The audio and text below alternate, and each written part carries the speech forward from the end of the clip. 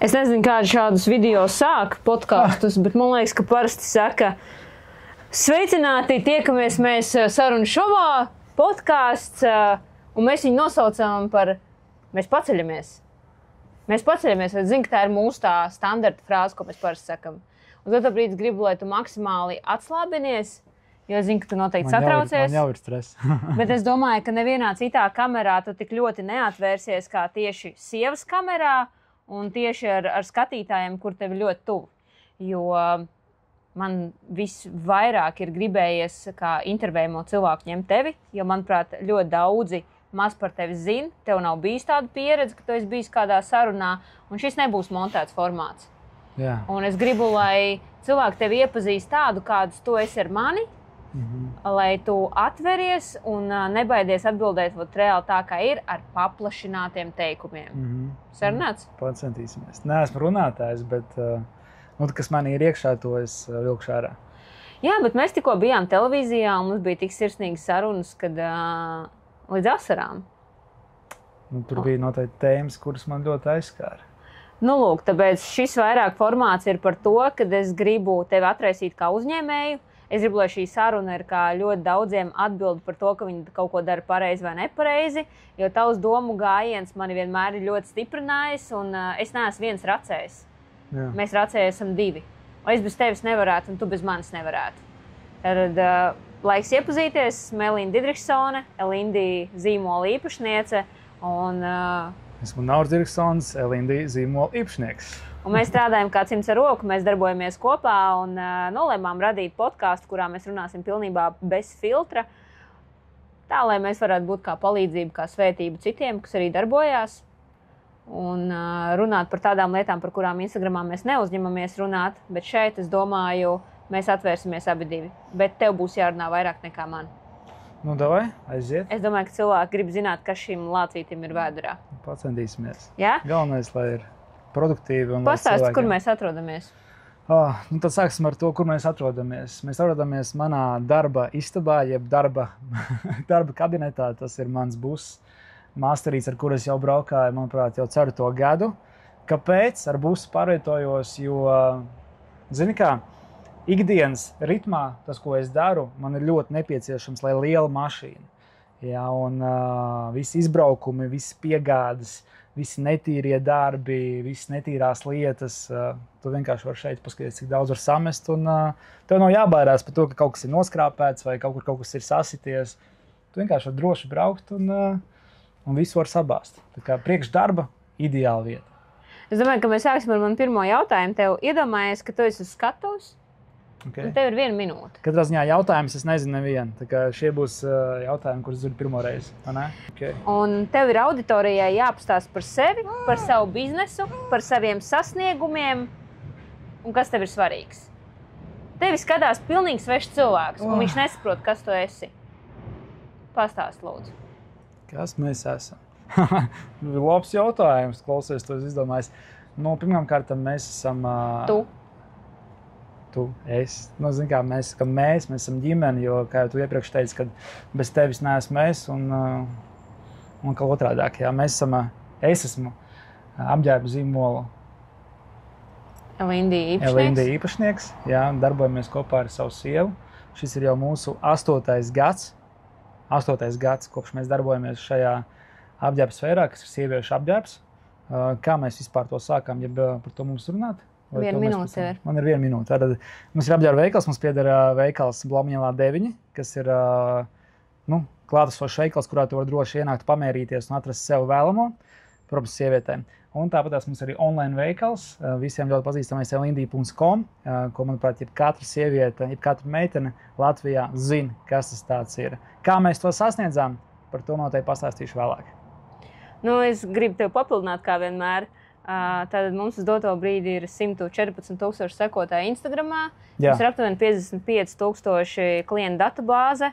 Yes. Aptuveni dienā mums ir 150 līdz 200 pasūtījumiem reāli no mūsu Latvijas esošajiem cilvēkiem un klientiem. Katru dienu uz doto brīdi mums ir aptuveni 20 līdz 24 darbinieki, kas darbojās, un tas ir, manuprāt, diezgan liels cipars. Mums ir dēls, kur mēs audzinām kopā, un pagājušā gada apgrozījums mūsu uzņēmumam bija 2 miljoni eiro. Kādas ir tavas galvenās vērtības? Un kā tev liekas, tev ir misija uz šīs dzīves? Par galvenajām vērtībām runājot, ir viennozīmīgi pirmā vietā man ir ģimene. Tā ir mana visgalvenākā vērtība, jo bez ģimenes es vispār neredzu jēgu dzīvot un jēgu priecāties, ja tev nav ģimene, ja tev nav bērni. Tas tavs numur viens augstgalā? Tas ir mans numur viens. Otram kārtam jau otrais varētu būt, tas ir bizness, tas ir hobijs, kas tev ikdienā ir, kas tev patīk. Kas ir tavs hobijs? Sports. Noteikti viennozīmīgi es pirmajā vietā ielieku sportu. Kāpēc? Jo es jūtos labi. Es pēc sporta varu domāt daudz produktīvāk un tāpēc cenšos atrast vairākas sporta novirzienus, kur es vienkārši varu sevi ielikt. Tā ir trenažieru zāle, tas ir tenis, tas ir basketbols. Man tas personīgi prasās, jo būt aktīvam, tu nevari sēdēt mājās un neko nedarīt. Sports tomēr viņš, kā saka, dod tevī vēl jaunas zināšanas, jauns cilvēks, jauns iepazīšanās un, protams, tu arī vari savādāk domāt un uztvert visu. Ok, tālāk. Vēl tavas vērtības? Otrs par ko bija vēl jautājums? Nē, tavas vērtības, tev ir tikai vērtība ģimene un sports? Ģimene, jā, biznesa, sports, tas mans vērtības primāri. That's all, jā. Tik vienkārši. Ok, un vai tev ir sajūta, ka tev šīs dzīves ir misija? Jā. Izklausās ļoti labs jautājums, jo personīgi es domāju, ka misija tā tad tev ir lielais burts kaut kāds, nezinu, kaut kāds īpašs esi piedzimis vai ko. Kā tev liekas, tev ir kāda misija vai tu vienkārši dzīvo, eksistē, strādā, pelni un viss? Jā, šo jautājumu esmu domājis diezgan daudz reizes un esmu pie sevis nodomājis bāc. Es domāju, ka mēs katrs uz pasaules neesam tikai tam dēļ dzimuši, lai strādāt vienā darba vietā, lai nepiepildītu kaut kādus savus sapņus un beigās vienkārši nomirt un aiz sevis neko neatstāt. Es uzskatu, ka katram cilvēkam viņam tomēr ir šī dzīve. Bet tava? Un arī man personīgi, kad man ir kaut kāds, vēstījums, kas man ir jāiznes šai pasaulē. Vai tas ir lielāks vai mazāks, to jau laiks rādīs, bet attiecīgi tāpēc jau mēs pēc kaut kā dzenamies, mēs pēc kaut kā ejam, lai, nevis, lai mēs ķertu to cilvēku slavu vai to cilvēku ietekmi, bet lai pašam es saprotu to, ka es esmu kaut ko vērts, lai nav tā, ka es vienkārši esmu savu dzīvi nodzīvojis vienkārši tā prostā, nepiepildot, nerealizējot sevi, savu potenciālu, neredzot to, cik esmu jaudīgs, piemēram, sportā vai biznesā, un to visu gribās īstenot. Jā, bet konkrēti, kāds man ir tas ideālais mērķis, vai tas, kāpēc esmu šeit, es to nevaru izstāstīt. Es vienkārši redzu to, kad ir, bet tu nezini kāds? Kad ir, bet varbūt es vēl neesmu sapratis, kāds viņš ir. Jā, es varu tev pateikt savu viedokli? Vari, padalies. Es uzskatu, ka tu esi nenormāli spēcīgs priekš manis. Iespējams, esmu domāts, lai atbalstītu tevi un tavs ieceres. Varbūt tev ir kaut kas arī atsevišķs, bet es personīgi nevarētu pastāvēt, ja tu man nebūtu. Un, zini, tā vien liekas, Elīna, visur ir izskandināts tas vārds, bet katrai mājai ir pamati. Un, zini, par pamatiem arī ir jāmāk būt. Pamati, manuprāt, tas ir vissvarīgākais. Un tāpēc es tik bieži vien esmu domājis par to, ja man nebūtu vīrs, ja man nebūtu tas spēcīgais atbalsts, un es nevarētu. Un tas arī ir jāmāk. Piekrīt. Tāpēc es varu pateikt, ka bez tevis es nevarētu neko darīt. Jā, īstenībā. Ja tā padomā, tad... Kurš vēl man tik ļoti pacietīs kā tu? Neviens, diemžēl. Man tas upurs jānes visu dzīvot. Bet, katrā ziņā tas, ka mēs esam atraduši to vienu saikni, ka mēs esam tas kombo, kas ir izveidojies jau pirms 8-9 gadiem, un ir perfekti, ka mēs varam viens otru atbalstīt un saredzēt tos plusus un mīnus. Un ir lietas, protams, kas man nepatīk, tāpat tās arī tev nepatīk, un mēs viņus cenšamies neizskatīt, lai tu varētu brīvi darboties savā, un es varētu darboties savā. Līdz ar to mēs nestrīdamies, jo daudz arī uzdod jautājumus, kā jūs, kā vīrs un sieva spējat kopīgi strādāt, kopīgi, izbraukt atvaļinājumos, kopīgi tam līdzīgi. Jā, protams, ja mēs būtu 24/7 roku rokā un redzētu tikai viens otru sejas, domāju, ka mēs jau nošautos, bet tā kā viņa dara savas lietas un es daru savas lietas, un tas palīdz mūsu biznesam un tas mums var papildināt, līdz ar to mēs varam strādāt un darboties kopīgi. Kad cilvēki dzird tavu vārdu, kā tev liekas, Kas tavuprāt viņus saista ar tevi? Nu, te ir Linda Dirksona. Nu, te pirmais, nu, ja viņi dzird man Nauris Dirksons. Nauris Dirksons, Elīna Dirksons vīrs. Un uz ko es arī tā kā skatos uz to, ka tas ir pilnīgi normāli, jo sākotnēji jau mēs sevi pozicionējam to, kad tu esi seja. Jā, uz to arī mēs gājām. Es arī teicu, Elīna, tev, kad tev tas ir jādara, tev tas patīk, un es gribu, lai tu to dari. Un es vairāk palikšu pie tehniskiem momentiem, pie idejām, pie kaut kādas realizācijas. Nu, tā tas bija arī sākumā, un tāds gājis uz priekšu. Es personīgi sevi popularizēt un rādīt, kā tas esmu krūts, vai cik man ir tas vai šis. Es to negribu, jo es vienkārši neesmu tāds cilvēks. Es vienmēr esmu pazemīgs, es vienmēr esmu pateicīgs par to, kas man ir. Ja vajag kādam palīdzību, esmu labprātīgs un dodu to. Jā, es vienmēr grūtībās neatstāju nevienu sev tuvu cilvēku. Jā, Pat vairāk nekā vajadzētu. Tas ir tā kā manā sirdī, un es to gribu darīt. Vai es to gribu rādīt, ka es to daru? Nē, jo man nav vajadzīga šī cilvēku, kā teikt, atziņa. Šī te, wow, superīgs to es. Nē, jā, man tas nav vajadzīgs. Es pēc tā nedzenos. Tāpēc man tie visi ponti un šitādi te Instagram tēls man ir, jā, viņš ir jāveido, jo tas ir savu veidu arī bizness, un viņš nes kaut kāds ienākums, bet teikt to, ka es no tā, wow, rītīgi tikai ķeru kaifu, es domāju, ka nē. Ok, nu, redzot to, ka mēs esam diezgan atpazīstami un ir liela skatījuma ikdienā, daudz mēs esam, kā saka, panesuši ar tevīm kopā, bet pasaki godīgi, tagad godīgi. Vai tev ir ietekmējis kāds cilvēku viedoklis, un ja jā, tad cik ļoti? Cik tas tev ir bijis sāpīgi, vai tev ir bijis vienmēr vienalga, kā tevi, kā personību? Kuros brīžos reāli pa faktu tev tas ir ietekmējis?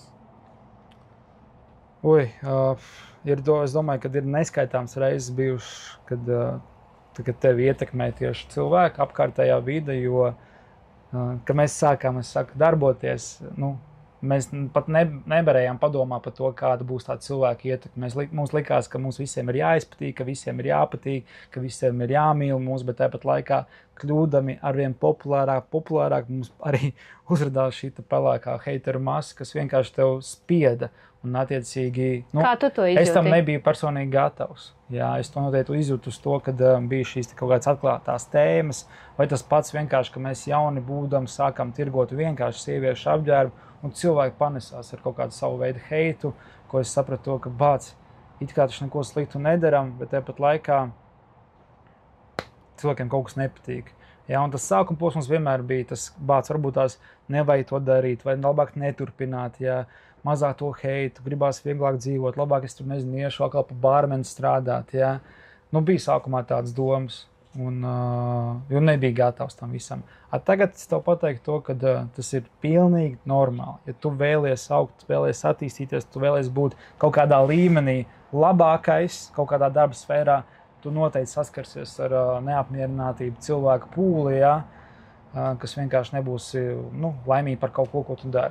Tas sanāk, pa lielam tu vienkārši samierinājies ar to, ka tas tā ir un pieņem to kā normu. Jā, nu tas ir laika gaitā. Protams, sākumā es domāju, bez tevis es jau būtu to visu pametis un pateicis, paldies, man to nevajag.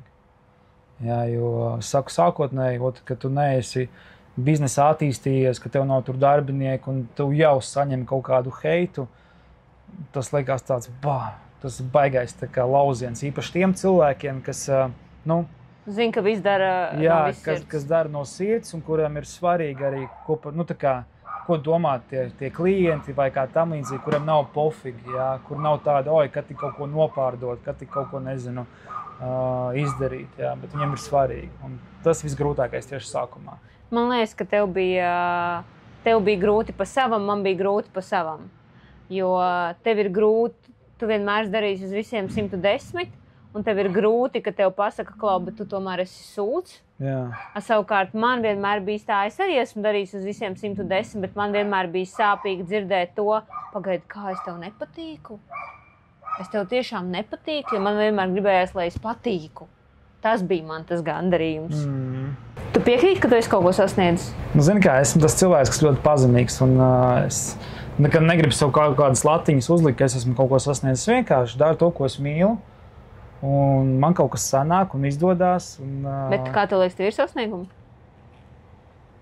Nu, ne tādi, kur ir apbalvojumi vai kā tam līdzīgi. Jā. Nu, man liekas, ka sasniegums tas ir sports, jā, ka tu izcēlies olimpisko medaļu. Jā, vai tu... Kurien mēs skrienam ar tevi? Jā, tas ir sasniegums. Biznesā, jā, varbūt tās sasniegt kaut kādu zināmu apgrozījumu vai kā tam līdzīgi. Okay. Ar kuru no sasniegumiem savā dzīvē tu lepojies visvairāk? Un kāds tevi reāli ir ietekmējis uz doto brīdi? Nu, viennozīmīgi es varu pateikt, ka mans lielākais sasniegums ir bijis iepazīt tevi un apprecēt tevi. Un radīt kopēju pēcnācēju. Tas ir mans sasniegums. Tā kā biznes tas ir forši, jā, bet lielākais sasniegums noteikti tā esi tu. Ok. Negaidīt atbildi. Tas bija labi. Ok. Nākamais jautājums. Kā sapni un ideju pārvērst ne tikai biznesā? Jo tev bija bērnībā sapnis. Jā. Vai tu nesapņoji par šo biznesu? Vispār, ja mēs vēršamies klāt tādā bērnu tēmai, jaunības tēmai, es neteiktu, ka es kaut kādos 18, 20 gados esmu gribējis savu biznesu, jā, jo man vienmēr bija tā kā ģimenes piemērs to, kad ir jāmācās, ir jāstrādā, ir jābūt kaut kur veiksmīgam, nedrīkst padoties, jāsasniedz kaut kādu mērķi, bet man nebija tāds, ka tev ir vajadzīgs savs biznes. Tev ir vajadzīgs atrast labu darbu, kur tu labi pelni, kur tu vari nodrošināt attiecīgi kaut kādas savas lietas, ja, kas ir vajadzīgas, jo man bija piemērs ģimenē, kaut kādā veidā arī ļoti labi piemērs, kaut kur bija arī bišķiņ sliktais, bet es noteikti no savas ģimenes nepaņēmu to slikto, es paņēmu tikai to labo, ka vajag dzīties pēc kaut kā, tā kā pēc jaunas izaugsmes, pēc atalgojuma to pašu redzēja kā tēvs. Viņš nopelnīja 1 summu mēnesī, pēc tam viņš saprata to, ka viņš ir vairāk. Tas man bija kā tāds piemērs, jā. Bet tā viņš strādāja būvniecības tēmā un attiecīgi visai ģimenei šī tēma bija diezgan tuvu. Līdz ar to viņš jau man saknē ielika to, kad ej pa būvniecību. Tas ir tāds vīrišķīgs darbs.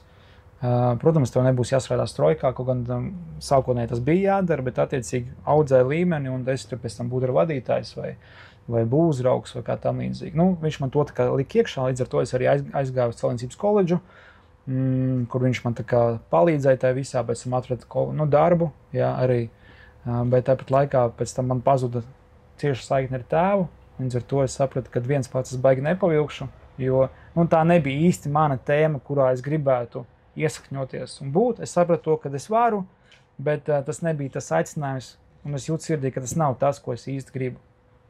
Jā, un līdz ar to man ļoti spilgti ir palicis tas jautājums, ko tu man, nevis jautājums, bet es atceros, ka pirms 9 gadiem tu satikies ar neteikšu vārdu, kuru meiteni, jā, bet viņi tieši tev teica, kāpēc tas Nauris, jo, Nauris tik daudz maina darbus, jā, varbūt tās, kad viņš tur, nav patstāvīgs, vai kā jūs tagad, viņš tur, maina darbus kā zeķis, bet es to gribu pateikt to vienu, ka tas bija ideālākais, un paldies tajā brīdī, ka man nebija kaut kāda parāda, vai man nebija kaut kas, kas man ieturēja tajā, ka es nevaru mainīt darbus, bet es tieši mēģināju, es mainīju darbus katru mēnesi, katru pusgadu.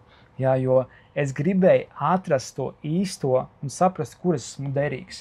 Tāpēc visiem jauniešiem, visiem cilvēkiem es iesaku līdz 30 gadiem vienkārši eksperimentējiet.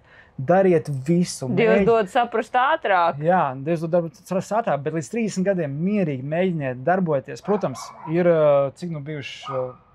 Bet kas tev motivēja mainīt darbus? Atalgojums? Nē, es pēc atalgojuma nedzinos. Es sapratu to, ka tas nav īsti mans. Man patīk, es iesakņojos, es redzu vispār to struktūru, kā strādā tur Statelā, kā strādā Olimpikā, kā strādā Zārā, apģērba veikalā, kādai ir jābūt kvalitātei, kādai jābūt apkalpošanai, kādai jābūt pārdošanai. Jā. Un es ieņemu visu, es saņemu visu tās zināšanas, bet es saprotu to, ka tas nav īsti mans. Jā, un līdz ar to laika gaitā vienkārši jau sāk rasties tas sapnis un tās vēlējums, kad es gribu kaut ko savu, tikai pateicoties tam, kad esmu ļoti daudz tos darbiņus pamēģinājis. Ja, jo es esmu strādājis stalažu licējs, bijis strojkās, musarvedējs esmu bijis, jā, līdz iekšā kanalizācijās viņas tīrījis un uzstādījis šīs tos te pumpjus. Jā. Esmu darījis ļoti daudz arī netīras darbus, kas vienkārši man norūda tajā, ko es gribu sasniegt. Bet nebija tā, ka arī tā, ka mēs uzsākām mūsu biznesu, es personīgi tā sajūtos, jā, pirmos 2 gadus, kad arī tur īsti nesaprotu, ko tu gribi darīt. Mūsu biznesā. Nu, mūsu biznesā reāli, jo es tā jutos, tev ir jāpako paciņas, tu papako nedēļu, tev apnīk. Tu taisi omnivus, tev papakot, tev apnīk. Es neatceros īstenībā, tas bija. Es ļoti labi atceros, jo tu visu man nodeliģēji. Visu tev nodeliģēji. Es redzēju, ka tu vienkārši to spēj izdarīt. Man bija vienkārši jāattīstās un jādabū tie paši kontakti, jāatrod lokācijas un jāatrod biznesa partneri. Jā. Jo es ilgi periodu jutos tā, it kā tev arī šeit īsti nav kaut kāda vieta, kur tev ārkārtīgi deg un tev ļoti patīk to darīt. Vai bija sākotnēji? Es tā neatceros. Es domāju, ka nē. Man vienmēr sākotnēji, kad mēs jau sākām darboties, es sapratu, ka tas ir mūsu. Un kā vispār tas izvērtās? Es redzēju to, ka mamma tev ir šuvēja. Es redzēju to, ka tev ir labas pārdošanas spējas un tu māki iepārdot jebko. Un es sapratu, Elīna, ko mēs fucking gaidām? Uzšujam to blūzu un tirgojam. Tu esi labs mikrofons. Tu esi labs radio un mamma ir laba šuvēja. Un vienkārši davai. Un kaut kādu paralēlo bizīti taisam. Tāpat, ko tu tagad, paralēli visam mūsu patstāvīgajam darbam. Jā, un no sākuma, kurš neticēja visvairāk? Es. Tu neticēji. Un tu neticēji vismaz 1 vai 2 vai 3 gadus pat tu neticēji. Kad es saku, Elīna, davai, krāmējam kofrus, braucam uz Poliju, nezinu, meklēsim, kur mēs varam šmotkas iepirkt, meklēsim ražotājus, jā. Tu neticēji, tu domāji, bāc, mēs aizbraucām tur uz to, neatceros, uz Belostoku, jā. Mēs paskatījāmies, tu saprati to, ka, pļāviens, nebūs nekas. Es saku, nē, davai, mēģinam vēl, jā. Protams, ir jābūt tai ticībai sevi, jo bez ticības, bez tās tu vispār neesi nekur. Jā, un īpaši vēl grūtāk, ja viens vēl cilvēks tev netic, ka varētu tas izdoties, un tev tā ticība ieliek tai otrā cilvēkā. Bet, es pirinājos ļoti ilgu laiku. Paldies Dievam, ka mēs tā kā noticējām. Tad ir jautājums nākamais. Vai tev bija bail uzsākt bizīti? Nē, man nebija bail. Man arī tāds sajūta. Es uzdevu šo jautājumu, un es domāju, kam, ja es nevienu brīdi neizjūtu, ja tā godīgi, ka tev ir bail uzsākt. Jā, bail uzsākt nebija, jo pirmkārt mums nebija jāizņemās nauda, mums nebija jāņem kaut kāda kredīta, mums nebija kaut kādas tehnikas jāpērk. Mums jau viss bija tava mamma, kurai bija šūšanas aparāti, visi, kuru varēja nodrošināt to visu. Vienīgais, kas mums vajadzēja, bija starta kapitāls, kas bija 7 eiro. 7 eiro. Mēs nopirkām metrīgu audumu, mēs uzšuvām vienu blūzi un mēs notirgojām viņu vienā dienā. Un pēc tam mēs braucām un taisām atkal. Un tā sākās mūsu biznesa. Līdz rītim, kad mēs sapratām to, ka viena mamma nevar visu uzšūt, un mēs sākām skatīties no Eiropas jau ražotnes, kas var uzšūt pēc mūsu pasūtījuma. Tā tas viss arī sākās. Bet tas viss ļoti, ļoti pamazām. Ja es tagad sevi iemestu atpakaļ pirmajā dienā, kopš mēs sākam biznesu, ar tām zināšanām, kas jau ir tagad, es domāju, ka mēs to visu varētu sasniegt 2 gadu laikā. Bet sasniedzām mēs 8 gadu laikā. Jā, tāpat tās arī visi followeri un tam līdzīgi. Tas ir tikai un vienīgi pateicoties, ka mums ir bijusi šī darba ētika, ka mēs strādājam katru dienu. Jā, Āmen! Tieši tā, mēs strādājam katru dienu. Mēs pazaudējam varbūt tās draudzību, mēs pazaudējam attiecības ar ģimenēm, bet mēs ejam līdz kaut kādam mērķim. Mēs ejam uz pilnu banku. Mēs ejam uz pilnu banku un ir jāsaprot, ja tu vēlies kaut ko šeit Latvijā sasniegt, tad tev ir jāiet uz pilnu banku. Tikai tad tu vari kaut ko izdarīt. Un tam darbam ir jābūt nemitīgi, atkārtotam. Tas varbūt tās tev sāks palikt par to, ka ārprāts, cik tev var. Kaut kādas tusiņas tev ir obligāti jāizlaiž, lai tu vari sasniegt vienkārši savu mērķi. Jo, tāpatās vienkārši darīt kaut ko un tev domāt, ka izdosies. Nē. Kāpēc tieši apģērba niša? Kāpēc tieši apģērba niša? Jo apģērba sfēra, tā ir viena no pasaulē vispopulārākajām nišām, kur Bet cilvēki... tu tā domāji, kad mēs uzsākām? Es saprotu, kā mēs bijām, kur mēs bijām, dzīvojām tajā Zolitūdē. Mēs gājām pa to paģīti, tumšo, drūmo, netīro. Jā. Uzkāpām uz otro stāvu, es vēl paskatījos tā uz to liftu, drausmīgo, briesmīgo, ka pilnīgi šarmuļi skrēja. Un tu man pateici, vai tirgojam drēbes, taisam savu apģērbu līniju. Es to brīdi tā padomāju, svihnuls, ja prosti. Jā, tas ir 8 gadu atpakaļ, un es jau saku, manī jau dzima tā... Tu atceries to momentu? Es atceros, man jau dzima tā ideja, un manī dzima arī tas nosaukums Butterfly. Ka es gribu, lai mans brands ir Butterflies, un ka tas ir kaut kāds apģērba zīmols. Tā brīdī man nelikās, ka tas būs sieviešu vai bērnu vai vīriešu, vienkārši kaut kāds apģērbs. Sākotnēji es vispār domāju, šūt maiciņas, apdrukāt viņas un pārdot. Tā kā es to vizualizēju, līdz pirms es tevi iepazinu, jā. Iepazinu tevi, es redzu, tu bāc, tu labi tirgo, davai, mammo. Es varu ne tikai maiciņas. Katrā ziņā es vienkārši saskatīju to, ka ir iespēja aizķerties, un kāpēc tā nepamēģināt, ja ir tev tādas iespējas ir. Un tā arī sākās tas viss. Plus vēl Instagrams ļoti labi iedeva pušingu, jo Instagrams tajā laikā bija augošs ļoti, un daudz viņu nemaz neizmantoja. Mēs bijām vieni no pirmiem, kas vispār sāk veidot storijas, kas sāk veidot laivas, kas sāk runāt vispār uz kameru, kas sāk vispār pārdošanas Instagramā, jo no tā laika, kad mēs sākām, es sev piefiksēju vispār, cik apģērba veikali ir bijuši tajā laikā. Tieši šourūmiņi kaut kādi, ne? Tieši šourūmiņi. Ir palicies tikai viens šourūms, pārējie visi ir vai nu gribējuši sākt, pēc gada atkal nometās, jo tas nav viegli. Kā es saku, tā nemitīgā rutīna, kas ir mūsos, kad darbs nebeidzās tev 5 vai 6 vai 7, viņš to nebeidzās nekad, ja tu vēlies vienkārši sasniegt rezultātu. Jā, un tad tev ir vienkārši jāsaprot, līdz kādam rezultātam tu ej, tajā momentā mēs vēl neesam sasnieguši to rezultātu, pēc ko mēs ejam. Tāpēc mēs arī neapstājamies. Elindi, jā. Ja tev būtu jāraksturo savus apģērba zīmols, kāds būtu viņa rakstura īpašības? Noteikti ļoti radošs, noteikti neatlaidīgs, krāšņs, spilgts, efektīvs. Jā, tās ir tās īpašības, kas pašos ir mūsos. Protams, ne manī, bet manā sievā, kas attiecīgi. Tāpēc arī mums ir tas brands un zīmols, tāpēc arī mēs tā pasniedzam produktus reizēm. Es atceros pašu sākumu, kā jūs varat tik atkalināt, vai kā jūs varat, tik atklāt runāt. Bet to mums teica arī draugi, Nauri. To arī teica draugi. Vistuvākie. Jā, tāpēc varbūt tās... Es neteiktu, ka mūsu attiecības tur pabojājās, vai kā tamīdzī, mēs vienkārši bišķiņ tā kā... Mani tas ietekmē. Mēs bišķiņ varbūt pagājām malā, lai mēs varētu koncentrēties tieši tam savam aicinājumam. Jā, jo ļoti daudz ietekmē arī tie paši vecāki, īpaši pašā sākumā draugi. Atceros joprojām, kā man māma teica, kāpēc tev tas apģērba bizness? Vai ej dar kaut ko vīrišķīgu, nezinu, strojkā strādā, ej kaut ko tādu, kas pēc tam, paliekoši. Tas apģērba bizness, tur sievietes lupašas, ko tu tirgosi. Jā, es saku, nē, māmu, es jūtu, ka šeit ir vienkārši jābliež un jāstrādā.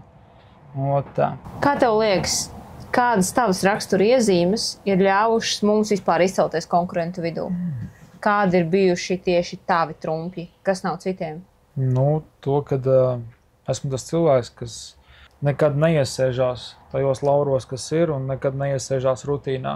Es vienmēr esmu tas cilvēks bijis, kas meklē izejas ārā no rutīnas. Jā, varbūt tās reizēm tas ir neizdevīgi, reizēm es dabūju pa dibenu, bet vienmēr mēģinam kaut ko jaunu. Piemēram? Piemēram, sākam mēs ar vienu istabas dzīvokli. Jā. Pēc 3 vai 4 mēnešiem es saku, Elīna, davai mums ir pa maz vietas, ņemam 2 istabas dzīvokli. Jā. Jā, visu laiku nemitīgi attīstība iet uz priekšu. Pēc 2 istabas dzīvokli, Elīna, es jau saku, davai ņemam 3 istabas dzīvokli. Pēc 3 istabas dzīvokli es to saku, un arī tas viss vienā gadā notiek. Davai mums jāiegir noliktavas atsevišķas telpas, mēs paņemam. Pēc noliktavas telpām mēs rabam, mums vajag veikalu. Jā. Tāpat laikā mums arī bija labi, kad mums bija tas pats 3 istabas dzīvoklīts, bija jau kaut kāds biznesiņš, bija jau kaut kādas pārdošanas, un mēs varējām tajā palikt. Jā. Tad mēs sapratam to, ka nē, te ir iespēja augt vēl tālāk. Un ja mēs to nepamēģināsim, mēs būsim duraki. Jā? Un ja mēs nepamēģināsim, mēs nodzīvosim 10, 20 gadus un atcerēsimies, kādi mēs bijām muļķi, ka mēs nepamēģinājām. Tad tev patīk riskēt, un tas ir daudz trumps. Man patīk riskēt, man patīk uz risku. Jā, reizēm, kā es saku, tas risks neatmaksājās, bet lielāko daļu tas ir atmaksājies. Un tāpēc tas ir tas, kur mēs tagad esam dotajā momentā. Jā, bet augot šai te vīzijai lielākai, ir vajadzīga, protams, arī komanda. Jo bez komandas, labi apmācītas komandas, tas nav iespējams sasniegt tādus rezultātus. Tas nozīmē, ka tev patīk arī riskēt uz to, ka mēs paņemam vēl klāt darbinieku. Jā. Kā es saku, pirmie 2, 3 darbinieki bija visgrūtākie, pēc tam jau bija tā, ka davai ņemam šo. Darbiņš būs, atradīsim. Jā, tas, ko es varbūt tās varu ieteikt jauniem uzņēmējiem, noteikti ir jāmēģina, noteikti vajag riskēt, jā, jo iespējams reizēm tu dabūsi, kā saka, pa dibenu vai pa muguru, bet tu vismaz būsi izgājis cauri šo dzīves reālu skolu, jā, ko tev skolā neiemācīs, ko tev vecāki nepasniegs, bet tās būs tavas zināšanas, tās būs tavas iemaņas, un tu nākamajai reizei darot, tu jau būsi gudrāks. Ja? Un tu varēsi vai nu turpināt iesākt to, vai mēģināt kaut ko jaunu, bišķiņ savādākā veidolā. Un tas varbūt tās tev izšaus, ja? Jo ļoti daudziem cilvēkiem nesanāk ar pirmo reizi. Mēs vispār esam tāds reāls retums, ka mums sanāca ar pirmo reizi. Ir cilvēki, kas mēģina 7., 8., 50. Tas ir mans nākamais jautājums. Kā tev liekas, tad, kāpēc mums izdodās, bet citiem nē? Nu, Skaidrs, jo ļoti daudz mūs ir kopējuši, daudz mūs ir heitojuši. Jā. Es arī gribu atbildēt šo jautājumu uz to, ka mums katram ikvienam iespējas ir pilnīgi vienādas. Mums katram ikvienam ir 2 rokas, 2 kājas, mums ir galva uz pleciem. 24 stundas. Mums katram, visam vienādi ir, jā. Vienīgais, ar ko atšķiros no tiem otriem cilvēkiem, ar to, ka es meklēju šīs te iespējas. Man vienmēr acis ir atvērts. Es vienmēr skatos uz visām pusēm un cenšos saredzēt, tur var, šita var, mēģinām šito, jo tās iespējas viņas nāk katru dienu. Viņas tev vienkārši šitā gar acīm brauc, un ir viens, ka tu vienkārši skaties vienā virzienā, un tu ej, un tu mauc, un tu viņas nesaredzi. Vai otrs, ka tu vienkārši mēģini sataustīt un saķert kaut ko. Saproties? Un tā arī mēs to izdarījām. Mēs mēģinām, mums vajadzēja story meiteni. Kas ir stories? Kas ir stories? Kad dulsais, kurš tagad ņems un taisīs mums montēs stories, tādas vispār darbs nav, jā? Nu mēģinām. Tev atbrīvosies rokas, tu varēsi darīt kaut ko citu, tev nāks jaunas idejas. Jā. Zini, es tev varu pateikt vienu tavu talantu, kāds tev ir, nodilģēt. Jo tu vari teikt, man vienmēr acis vaļā, visur es redzu, bet pa faktu uzņēmējs, kurš tagad skatās, viņam nav laiks turēt acis un ausis vaļā. Jā. Un kur kāda iespēja? Lielākoties uzņēmēji vienkārši ir ierakušies savā bedrītē, kuņājās, viņam nav laiks aiziet pačurāt. Nu, tā lieta, tātad tavs talants ir nodiliģēt, bet, kā es saku, mēs darbojamies ļoti tīmā. Iespējams, ja es būtu viens pats, es nevarētu tās acis izvilkt uz āru un skatīties, jo es visu laiku būtu iekšā tajā aliņā. Vagā, tā kā es. Jā, tā kā vagā, bet tāpat laikā es arī saku visiem, ka mums ir jācenšas nodiliģēt. Jā, tas reizēm ir grūts solis, ka mums ir kādam jāmaksā nauda, ka mums jāmeklē darbinieks un jācenšas, nezinu, kā mēs viņam to izdarīsim. Bet, ja tu nepamēģinās, tu nekad to neuzzināsi, tu vienmēr to nožēlos, ja tu nepamēģināsi. Saproties? Jā, kā jau es tev, Elīna, teicu, es tev vienmēr to saku, mēs jebkurā laikā varam aiziet atpakaļ uz vienistabas dzīvoklīti. Bet mēs nekad to neesam izdarījuši.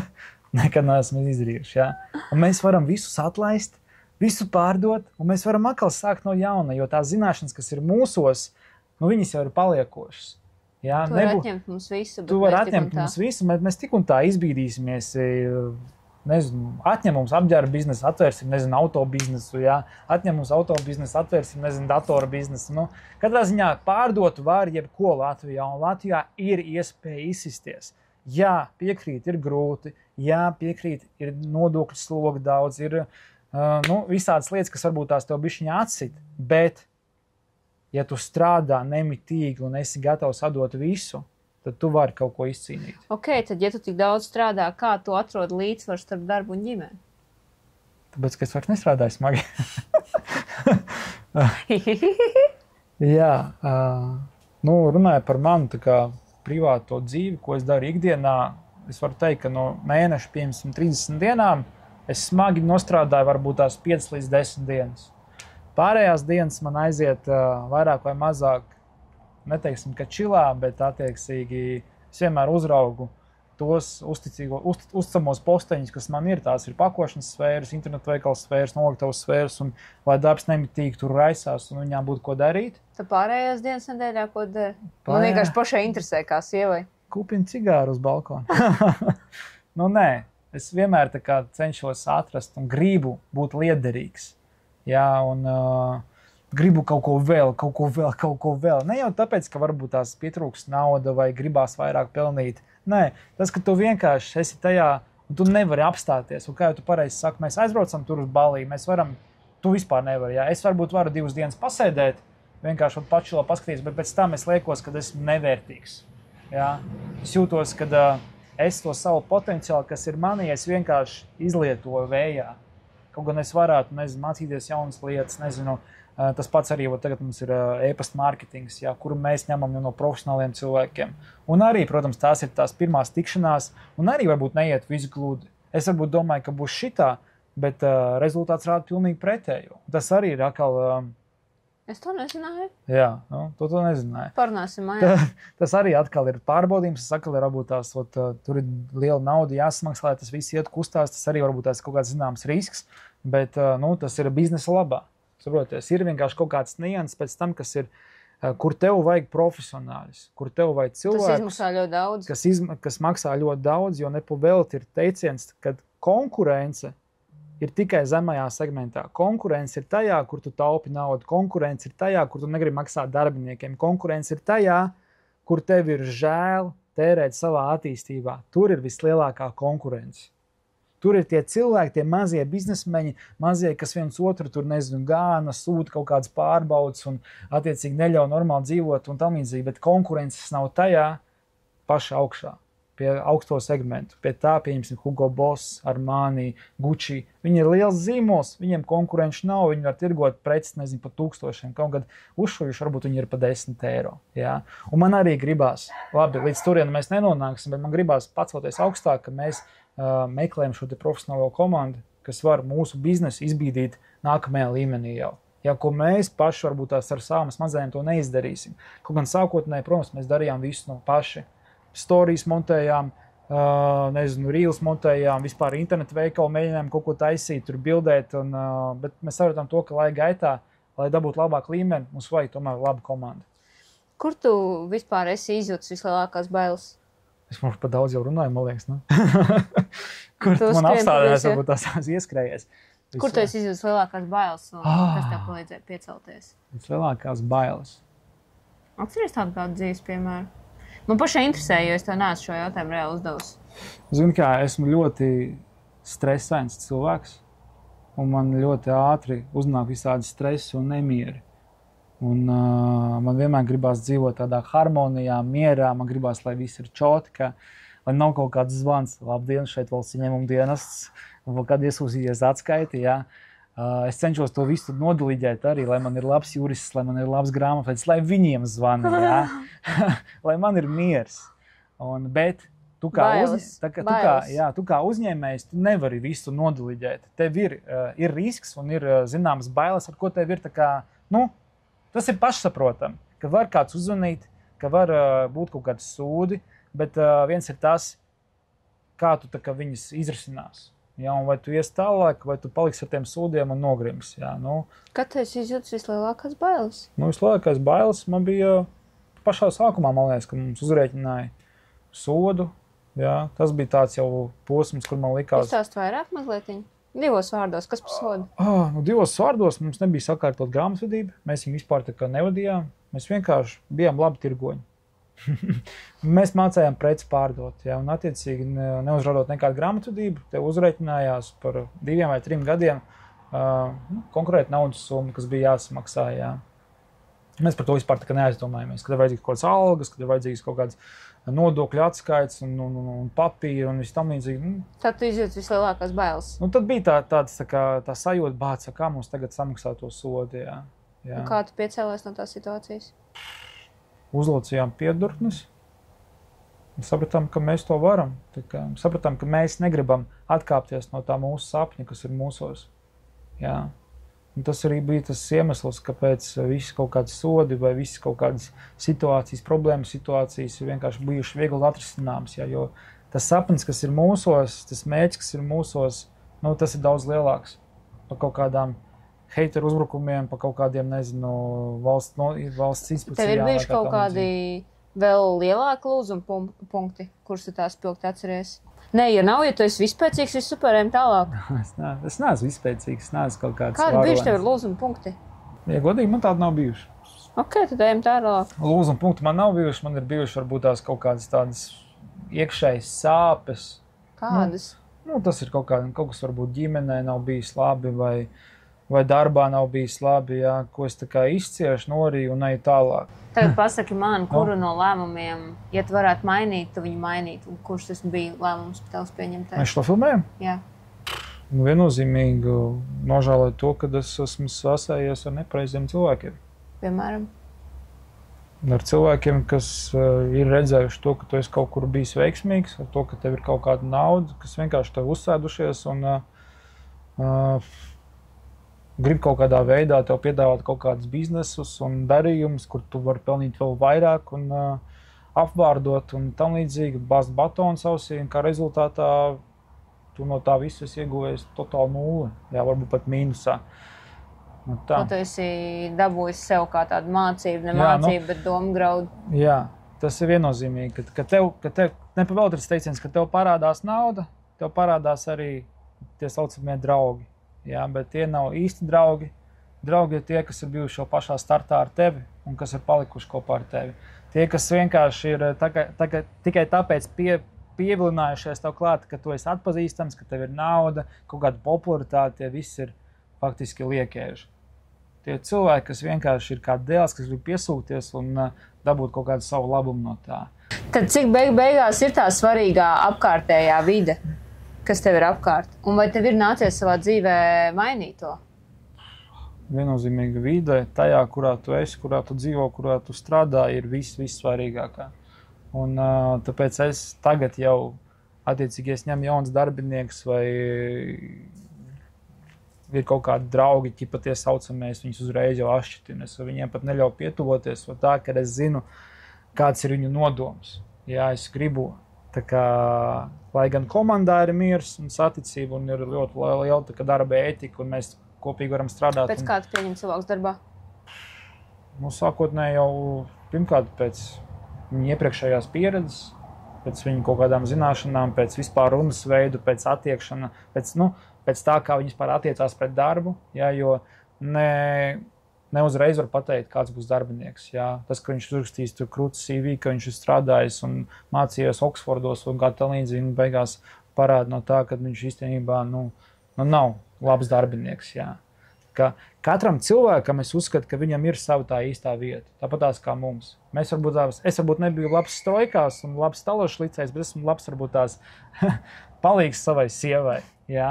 Un tāpatās arī pārējās visas vienas, kas pie mums strādājuši, viņām ir katrām sava vietiņa, tikai vienkārši ir jāatrod. Jā. Un mēs cenšamies, protams, ātreiz izšķirtināt, ātreiz atrast to meiteni, kura mums der un kurai patīk pie mums darboties. Tātad, cik svarīga ir vide apkārt? Viennozīmīgi. Vai tev ir nācies no tās atvadīties? Tā ir, kā es saku, tas ir viens no vissvarīgākajiem vispār biznesā, tā vide, tā sastrādāšanās, tā komanda, tā gaisotne, jā, jo tiklīdz kā tur ir kaut kāds, kas pūžņojās, vai kāds, kas pūst, vai kāds, kas runā aplinkus, vai naido komandu, no tāda vienkārši ir jāatvadās no tāda cilvēka. Viena zemenīte var ātri, manuprāt, sapuvināt visu groziņu. Tieši tā. Tāpēc saku, tas ir nemitīgs darbs ar komandu, visu laiku būt iekšienē, visu laiku uzklausīt arī meitenes, jā, jo viens ir tas, ka viņai šomēnes viss ir kārtībā, bet pienāk nākamais mēnesis un varbūt kaut kādas grūtības, tas pats varbūt tās grūtības ģimenē vai citi apstākļi, jā, kas vienkārši to darba rezultātu nenes. Atgriežoties atpakaļ pie lielas naudas. Tad, kad viņi ienāk daudz, un mūsu ģimenē tas ir bijis liels piemērs. Kā viņi iemācīties īstenībā ne tikai nopelnīt, bet arī neiztērēt? Vai tev ir nācies dzīvē to vispār iemācīties? Jo, manuprāt, gudrāk būtu rakstīt grāmatas nevis kā pelnīt, bet kā netērēt. Zini kā, katram, manuprāt, cilvēkam ir jāsaprot. Man personīgi ir lietas, ko es vienmēr esmu gribējis. No bērnības? No bērnības. Jo viens varbūt tās ir labi tas, ka man jau bērnībā daudz kas bija. Ja, un man nebija tas, ka ārprāts man tur māma nedeva šokolādes, vai man tur māma nenopirka riteni, vai nedabūja tiesības, vai mašīnu. Labi, mašīnu man nenopirka, bet vispār es dzīvoju pārticībā pa lielam. Man vienmēr bija leduskapī ēdienas, man vienmēr bija izklaides, man vienmēr bija kino, man vienmēr bija dzerama naudiņas, man vienmēr bija... Tālāk. Tas man viss bija. Un līdz ar to, kad tev jau ir savs bizness un tev pavarās tā nauda, man nav tas dzinuls, ka man tagad viņu visu vajag iztērēt. Jā? Jo es jau tā, kad dzīvoju pārticībā no ģimenes, ienākot jaunā ģimenē... Tad cik liels tev ir ambīcijas? Tas ir tas tāds ka tev ir gana. Jo labi, tu nepērci sev riteni vai nepērci sev desu leduskapī, bet zato tu nopērci Dubajā dzīvokļus. Tu jau redz, kāds man ir ambīcijas. Redz, mēs esam šeit, Masters būs 2013. gada. Un, runājām par kaut kādiem Dubajas vai kaut kādām investīcijām, tas jau vienkārši pamat to, ka tā ir kā investīcija, ka tā ir jānes nauda. Ja? Tas, kad varbūt tās ir bijuši kaut kādi nepareizi lēmumi dzīvē, tas ir, protams, tas ir stulbi. Un tā ir, zinām, kaut kāda mācība, bet tas ir bijis tikai nodoma to, ka kaut kāda vēl papildus līdzekļi. Ok, ko tu ieteiktu, lai iemācītos vispār pārvaldīt naudu un cik tas ir svarīgi? Nauda, tas tiešām ir svarīgi, jo es savu laiku, tu vienkārši runā ļoti daudz aplinkus, bet tas fakts, ka īstenībā pārvaldīt naudu, tā ir nenormālākā zināšanas māksla. Es mīļum ekonomēju sākumā uz to, ka es tev maisiņu neļauju rimčikā pa 25 centi pirkt. Un mēs mācījāmies pārvaldīt savus 500 eiro, kas mums ir kabatā. Un tik ļoti daudzi var nopelnīt savu štuku, bet padirsīs viņu nedēļas laikā. Tāpēc, ka viņi nemāk pārvaldīt. Un ko tu darīsi, ja tu nopelnīsi sev 200 000? Ja tu nemāki rēķināt, kad mēs pēdējo reizi sēdāmies un reāli skaitījām naudu. Tas ir mums jau tagad kā katru mēnesi ieviest reāli mācību, skaitīt piķi, kur mēs viņu tērējam. Jā, piekrīt. Tas vispār sākums, kā mēs sākām darīt, jau bija jau startā nolemts, kad mēs netērējām vispār neko liekajā. Bija, man liekas, gads pagāja, ka mēs nopirkām savu vispār printeri, kurā mēs printējām uzlīmes. Mēs visu laiku braucām uz kopētavu, tērējām savu laiku, un tad mēs sapratām, baļāviens, laiks ir dārgāks par jebkādu printeri. Mēs nopirkām printeri. Mēs braucām ar autobusiem un trolejbusiem. Pēc 3 gadiem mēs nopirkām tikai mašīnu. Ja?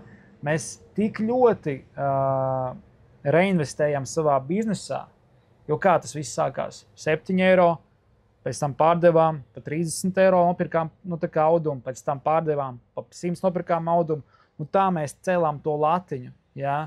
Protams, vēl paralēli strādājot savos oficiālajos darbos, ja, kas mums nomaksāja ēdienu, kas nomaksāja dzīvošanu, bet tas atkal biznesa vairoja biznesu un atpakaļ. Kurā brīdī tu saprati, ka tev ienāk daudz naudu un kad ir jāsāk viņu skaitīt naudu? Tas bija mums Lanka, kurš pateica, Klau, mīļie, jūs nevarat tālāk turēt savu bizīti, ja tev ienāk reāli 50 000 vai tev ienāk 100 000 apgrozījums, bet elementāri tu dzīvo bišķītiņ pa šiku.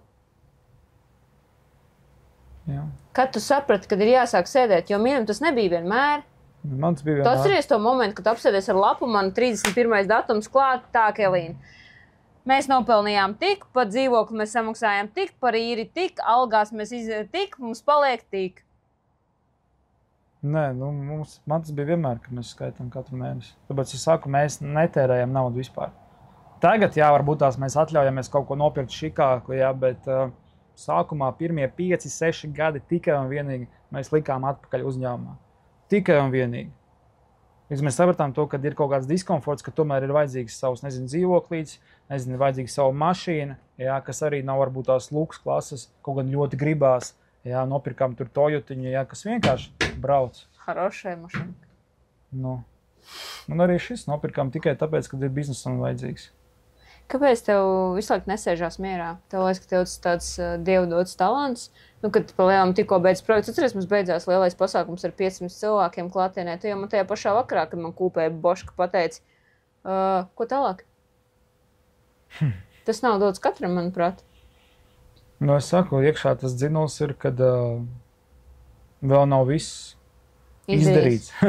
Vēl nav viss sasniegts. Jā. Vakar jau vajadzēja. Jā, vakar jau vajadzēja. Un, kā es jau teicu, ja ir kaut kāds 2-3 dienas, kurās tu vienkārši sēdi un neko nedari, tu sevi sāc vienkārši morāli graust uz to, ka tu jūties tāds bezvērtīgs. Ja? Ka tev gribās darīt, ka tev gribās attīstīties, ka tev gribās radīt kaut ko. Ja?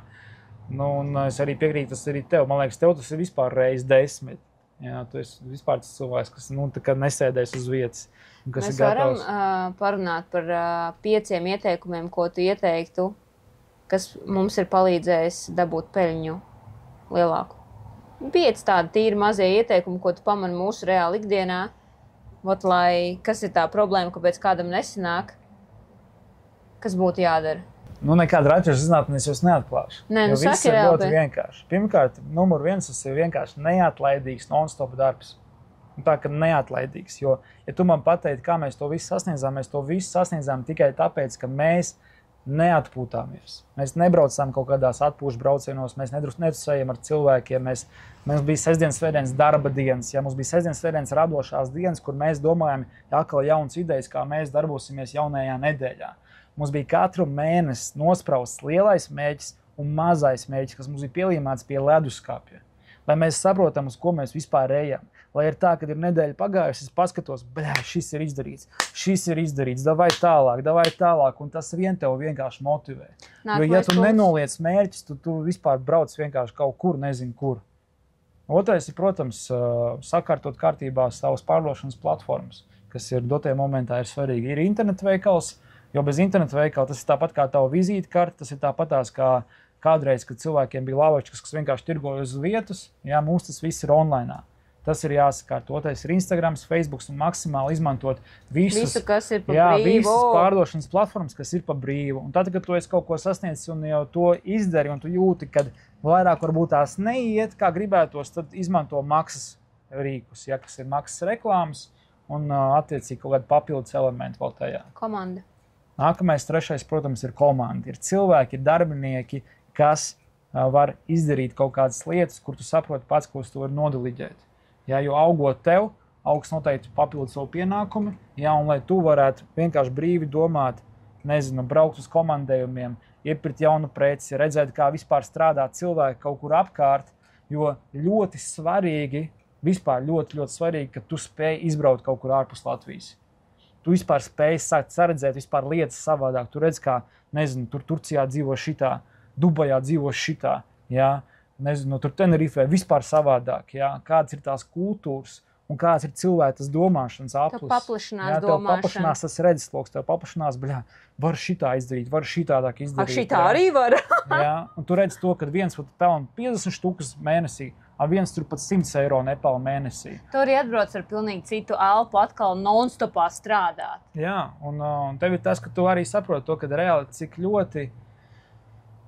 ļoti arī, es vienmēr skatos, man vispār neinteresē tie, kas tur pelna 50 vai 100 štuks vai 500 štuks, man ļoti svarīgi ir tie cilvēki, kā viņi, kā Balī mēs aizbraucam, kāpēc man tur patīk, ka tur cilvēks par 100 eiro mēnesī, un viņš ir pateicīgs tajā. Es nesaku, ka visiem jāpelna 100 eiro mēnesī, jo mēs ar to vienkārši neizdzīvosim, bet kā viņš ar saviem 100 eiro mēnesī var vēl būt smaidīgs, pozitīvs, atvērts, draudzīgs, un tas man fascinē, un man arī, gribās sajust to cilvēcību, un gribās palikt cilvēkam, un negribās būt kaut kāds robots vai, nezinu, tur kaut kāds pārdošanas guru, kas vienkārši kaut ko tirgo, kad tik tirgo. Tiešām gribās tā cilvēcība tajā, un gribās, lai cilvēks, kad tevi viņš klausās, lai viņš arī saredz to tevī. Ja? Kad pāri visam tomēr ir tā cilvēcība, tā labestība, tas miers, prieks un tā zināšanas, kuras tu vienkārši var iedot, ņemiet un izmantojiet. Ja. Okay, tātad ceļošana, izbraukšana, restartēšanās, strādājot. 4. punkts. Es gribu pieminēt, ka tā ir komanda. Tu te nevarētu nav sēdēt. Mēs jau teicām par darbiniekiem. Viennozīmīgi. Ir komanda, kas ir attiecīgi nodiliģēta savās jomās, kas nemitīgi strādā, jo tāpat laikā pakošana ir vajadzīga, tas ir nemitīgs darbs, internets vēlās ir vajadzīgs, bet, protams, līdz tam ir jānonāk. Jā, bet tas, kā mēs arī ar jauniem uzņēmējiem esam runājuši, ka pirmais darbinieks ir visgrūtākais. Jā. Pirmais ir reāls grūtākais. Un atceros arī mūsu, kā mēs pirmo darbinieku paņēmām, un tagad, ko mēs viņam maksāsim?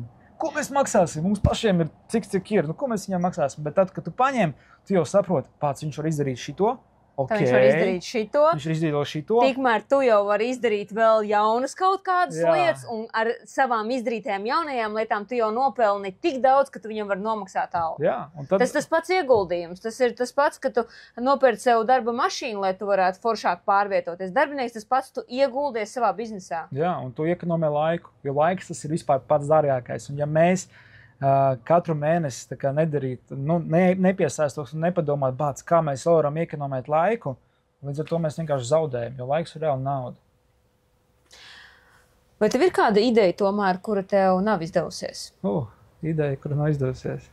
Un kā tu īstenībā saproti iekšēji, kad tagad ir bišķi jānogaida, vai arī nē, ja neizdodas, man ir līdz pēdējiem vienkārši ir jādabū un jāizdara. Vai tu kurā brīdī tu sajūti to? ok, tātad nav īstais laiks, vai tieši otrādi, nē, ir īstais laiks, man nesnāca, es močīšu tālāk. Bet sāksim ar to, kur ideja tev nav izdevusies. Nu, kā es saku, tad mana tā galvenā ideja bija tieši investoru jomā, kur es gribēju būt investors. Kur es gribēju būt kā investors vairākos tā kā biznesos. Viens bija restorāna bizness, viens bija auto īres bizness, viens bija nekustamo īpašumu bizness, kuros visos faktiski nav rezultāti. Vai nu ir pa mīnusiem, vai nu ir nulle. Jā. Kāpēc? Tāpēc varbūt tās, kad es tur esmu neņēmis vispār savu dalību kā tādu. Jo tev nav laiks, jo man nav laiks, un man savs uzņēmums, un es jūtu, ka es tomēr esmu liederīgāks tajā, ko es daru. Un otrs, protams, ir šie nepareizie cilvēki, ar kuriem tu esi iesācis draudzību, kas liekas, ka viņi ir tagad biznesa guru, ka tev tikai jāinvestē naudiņu un viss bizness aizies. No, vai tu saprati to momentu, kad nē, man tomēr jāiet un jāturpina, vai hei, jānogaida, jāatmet roku? Nu, es domāju, ka katram tam bizītim, tieši es domāju par investīcijām, ir kaut kāds zināms laiks. Tu nevari sagaidīt, ka tur būs pēc mēneša kaut kāds rezultāts. Bet ja pēc gada, pēc 2, pēc 3 gadiem tas rezultāts nav, tad saproti, ka tur arī nav āršanas. Tev ir jāiet katru dienu. Jā, bet attiecīgi runājot par maniem kā tādiem biznesiem, es nevaru teikt, ka nav neviens, varbūt, ka palielam viss ir izdevies. Man ir bijuši 2. Tā kā. Viens ir īres biznes, kas ir Ventspilī dotajā momentā, un viņš iet ļoti labi. Jā. Es neteiktu, ka viņš ir slikti un ļoti labi iet. Jā, tikai tāpēc, ka tur mēs darbojamies. Un otrs ir Elindī, kuru visu laiku attīstam nemitīgi un arī iet labi. Kuru no momentiem, ja tu varētu, gribētu izdzīvot vēlreiz savā dzīvē? Kuru no momentiem gribētu izdzīvot vēlreiz savā dzīvē? Es esmu par to laikam domājis. Tikai es aizmirsu, kurš bija tas moments. Kur tu gribētu? Grūtniecības laiku. Grūtniecības laiku tev patikās? Nu, viņš bija smags, bet viņš laikam bija pārāk labs. Nu, tā kā neticami laba grūtniecība. Jā, bija daudz sūdu, bet kad atceries, tev liekas, sāk Dievs, kā man gribētos to vēlreiz. Es laikam varbūt negribētu kaut kādu vienu momentu. Es gribētu pagriezt laiku atpakaļ tajos brīžos, kur es esmu izdarījis nepareizās izvēles. Un, ja man būtu iespēja tagad, tu arī, nezinu, savus 3 nepareizās izvēles atgriezt atpakaļ, es noteikti labprāt to izdarītu. Jā, diemžēl, laiks ir tas, ko mēs atgriezt atpakaļ nevaram, mēs dzīvojam uz priekšu, un vienkārši jāmācās un jābūt gudrākam. Bet, ja tā varētu, es būtu gatavs, šīs te lietas, kur esmu izdarījis, nepareizo soli, vai varbūt tās nepaklausījis savam cilvēkam līdzās, un attiecīgi tajā esmu kļūdījies. Tas būtu tas, ko es gribētu izdzīvot un izdarīt tomēr pareizi izvēli. Vai tev ir bijis kaut kāds moments mūsu attiecībās, ko mēs esam piedzīvojuši, bet savulaik tev likās, ka tas nav iespējams? Sarežģīts jautājums. Jā, sarežģīts. Man liekas, vispār sākotnēji es pat nebiju aizdomājies pie tā, ka mēs varētu dzīvot savā dzīvoklī, ka mēs varētu braukt ar savu mašīnu, ka mēs, varētu ceļot vairāk pa vienu ceļojumu 10 gados. Jā.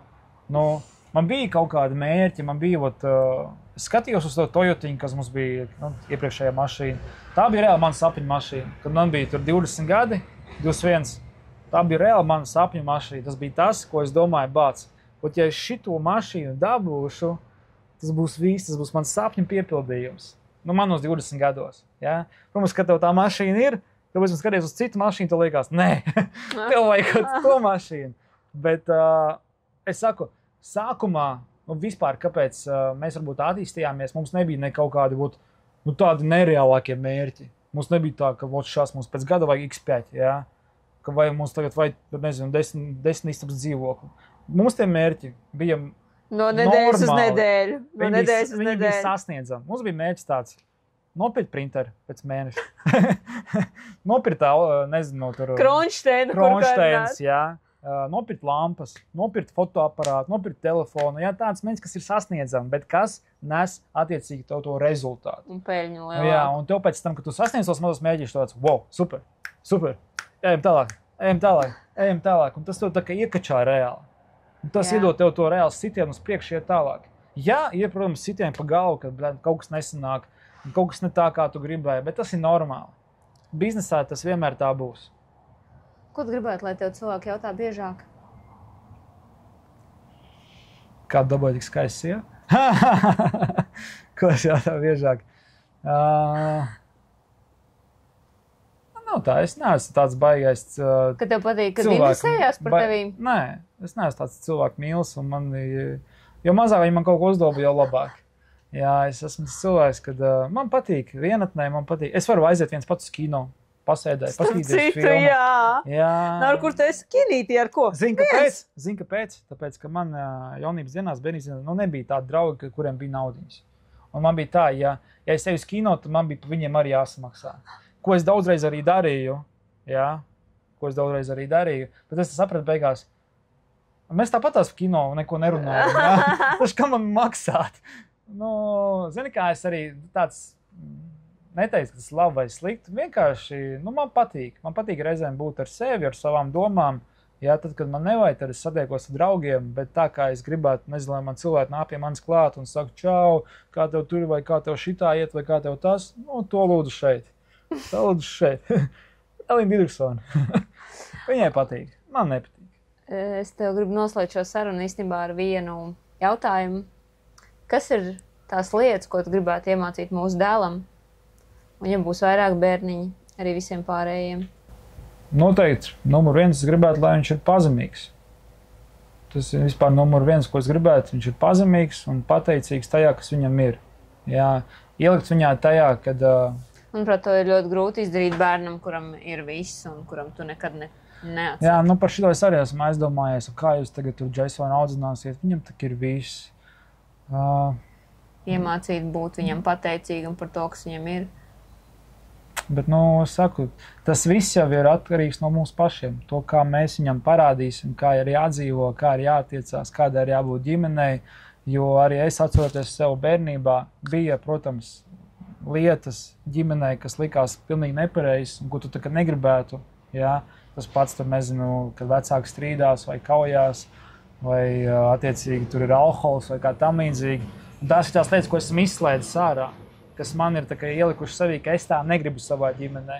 Bet otrs puses arī, protams, ir šis te pozitīvais, jā, kur tomēr ir vajadzīgs tas vīrs, un kur ir sieva, un kad ir pilnvērtīga ģimene, un attiecīgi, jā. Es ļoti gribu savam dēlam iemācīt mīlēt darbu. Nav svarīgi, jo, zin kā, finanses jau ir daudz, lai nebūtu tāds, jo mēs abi divi, personīgi es nācu no ģimenes, kur nebija daudz naudas. Zini kā, galvenais, lai viņš ir labs cilvēks. Tā kā mēs vienmēr sakām, galvenais, lai ir labs cilvēks. Ja tu esi labs cilvēks, tad nav svarīgi, vai tu būsi biznesmens, vai tu būsi darbinieks parasts. Ja tu esi labs cilvēks, tu jau esi uzvarētājs. Tu jau esi uzvarētājs šajā dzīvē. Jo ir daudz īgņie, daudz cilvēku, kas ir vienkārši nepateicīgi par katru dzīves momentu, kas viņiem ir, un viņi ir nekur. Bet, ja tu esi labs cilvēks, pateicīgs, tev nāks iespējas, tev nāks piedāvājumi, tev nāks darbs, tev nāks bizness, tev nāks viss. Galvenais, lai tu esi starojošs, prieka pilns, enerģijas pilns, un to arī gribās iedot savā dēlā. Gribās, lai viņam ir plašais redzējums. Gribās, lai viņš neskatās tikai vienā caurumā. Ja mēs runājam par sievieti, lai viņš vienā caurumā skatās, bet lai viņš attiecīgi redz to visu vīziju plašākā mērogā. Un to arī gribās iedot dēlam, kad nav pasaule tikai viena pilsēta, ka pasaule ir plaša un pasaulē ir ļoti daudz iespējas. Es gribu vēl piekodināt to, ka es gribu dēlam nodot ticību. Bez ticības, protams, ir grūti. Nav iespējams. Nav iespējams. Reizēm ir tādas lietas apkārt, kas tev liekas, ka viss pamat grūst, un ja tev nav ticība, tad tu vienkārši salūst. Super.